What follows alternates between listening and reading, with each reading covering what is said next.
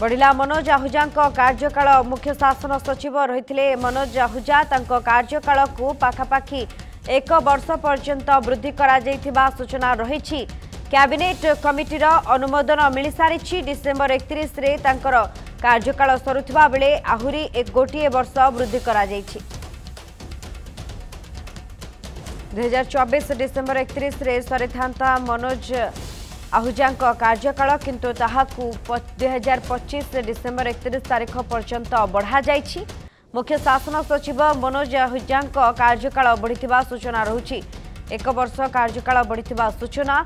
मनोज आहुजा कार्यकाल पूर्वरु डिसेम्बर 31 रे सरुथिबा सूचना रहिथिला किंतु जहाकू आहुरी गोटे वर्ष वृद्धि करा जाइछि। 2025 डिसेम्बर 31 पर्यंत से कार्यभार ग्रहण करेंगे। पूर्व डिसेम्बर 31 रे सरुथिला मनोज को कार्यकाल। अधिक सूचना देउछन्ति प्रतिनिधि प्रशांत दास। प्रशांत, वर्तमान मनोज आहुजा कार्यकाल गोटे वर्ष वृद्धि करा जाइथिबा सूचना आसी पहुंचुछि, कोन रहिछि अधिक तथ्य? निश्चित भाव में देखते शुभस्मिता गुरुत्वपूर्ण सूचना जे मनोज आहुजा जी रही राज्य सरकार देखिए राज्य प्रशासनिक मुखिया जी रही मुख्य शासन सचिव मनोज आहुजा कार्यकाल को राज्य सरकार वर्धित तथा बढ़ाई देखिए जहाँ 31 तारीख दिन समय अवधि शेष होता किंतु राज्य सरकार कार्यकाल समय को वृद्धि करिसेंती। जेहेतु राज्य सरकार विभिन्न दिग को नजर रखिछन्ती वर्तमान सरकार जदि आप देखिए गोटे प्रकार एक्टिव मोड कार्य एक्टिव रे कार्य करुछन्ती विभिन्न दिग को नहीं गुरुत्वपूर्ण सह कार्य करुछन्ती विभिन्न योजना को इम्प्लीमेंट करबा पई व्यवस्था करुछन्ती। आपण सुभद्रा कोंतो धान एमएसपी कथा कोंतो ई जो प्रत्येक योजना जतबेले बढ़ा जाउची जतबेले अग्रसर हे लोकन पई चिंताधारा करा जाउची सेही समय मनोज आहुजांकर भूमिका यदि आपण देखिए बेस गुरुत्वपूर्ण राज्य सरकार सहित रही। तेबे से दृष्टिकोण राज्य यदि आपण देखिए नजीर को नहीं मनोज आहुजा को एवं मनोज आहुजा को वृद्धि कर जानी केंद्रीय डेपुटेशन से आसवा पर सीधासल गुरुत्वपूर्ण दायित्व नहीं ओडिशा सरकार आपण देखिए एवं मुख्य शासन सचिव भाव में राज्य सरकार नियुक्ति देते जितेबाला से ओडिशा फेरी केंद्रीय डेपुटेशन तेबे आज जितेबाला वर्धित करा तथा 31 डिसेम्बर 2024 रे तांकर कार्यकाल सरुथिला एवं नुआ राज्यपाल पाइबा जदि आपण देखिए परिवर्तन होची नुआ राज्यपाल आसुचंदी सेपटे आपण देखिए सरकार मध्ये एटी गोटे प्रकार संपूर्ण भाव में गोटे परिवर्तन करिसेंती ऑफिसर स्तर तेबे से दृष्टिकोण मनोज आहुजांकर भूमिका मध्ये बेस गुरुत्वपूर्ण रही। तेबे मनोज आहुजांकर कार्यकाल जितेबाला वर्षे बढ़ा जाइछि तथा 2025 जाए से कार्य करिवे कहीं कार्यकाल जितेबाला 2024 रे सरुची सेतेबाला मुख्य शासन सचिव पदरे आउ कहा बसवा सरकार चिंता व्यक्त न करी सीधा सड़क जदि आप देखिए मनोज आहुजा को वर्तमान स्थिति रे रखिबा सरकार चिंता करछन तथा मोहन माझी सरकार चिंता करछन कहीं आप देखिए मनोज आहुजा होचंती जने एमिति ऑफिसर जे कि शांत परिवेश रे अनेक कार्य सरकार को देइछंदी बोली जहाँ सूचना आसी पहुंचुची। कैबिनेट रो जो रही कमिटी जो सचिव स्तरीय कैबिनेट कमिटी रही अनुमोदन लाभ करा डिसेम्बर 31 रे सरीथुआ बेले डिसेम्बर 25 2025 जाए वृद्धि करा जाउची। एठू स्पष्ट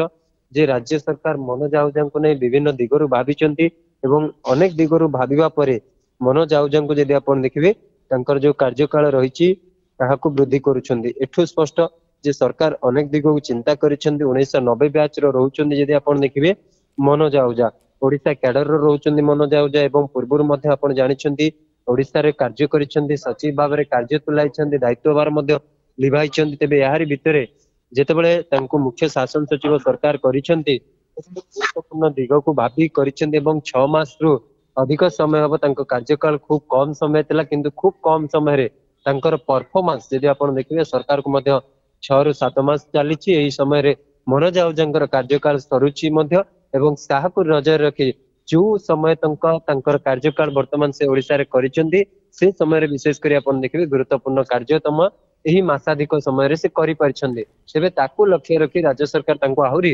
वर्षे वृद्धि करा जाउची मनोज आहुजा को एवं जदि आपण देखिबे 1990 बैच रे से रहउचंती आईएएस कैडर ओडिशा रे रहउचंती एवं आपण जानिछंती पूर्व केंद्र सरकार रे विभिन्न विभाग रो सचिव भाव में कार्य करछंती। कृषि विभाग भली गुरुत्वपूर्ण विभाग रे से मध्य कार्य करछंती एवं जदि आपण देखिबे से अनेक दिन धरी केंद्र रे मध्य कार्य करिवार अभिज्ञता रही किंतु वर्तमान सुधा जदि आपण देखिए से ओडिशार जेतबळे मुख्य शासन सचिव भाव रे दायित्व तांको मिलिछि सेही दिन ठारु से मध्य गुरुत्वपूर्ण कार्य एठी लिभाउछन्ती तेबे तांको पाखरे जो गुरुत्वपूर्ण विभाग गुडी के मध्य वर्तमान जेहेतु सबु विभाग रे से मुख्य रहिछन्ती सबु सचिव मानक एकत्रित करी सरकार परिचालन करिवा सरकार को केमती समर्थन करिवे सचिव माने सरकार प्रत्येक योजना को केउ भली भाबरे ग्रासलेट रे लगा जाई परिबो ई जो तमाम दिगो को ने मध्य जदि आपण देखिबे पूरा नजर रखा जायछि मनोज आहुजा ही उचित व्यक्ति बाछिछन्ती सरकार एवं से दृष्टिकोण रे जदि आपण देखिबे से 31 डिसेंबर 2024 रे तांको सरुचि एवं तापरे 2025 जाय तांको जदि आपण देखिबे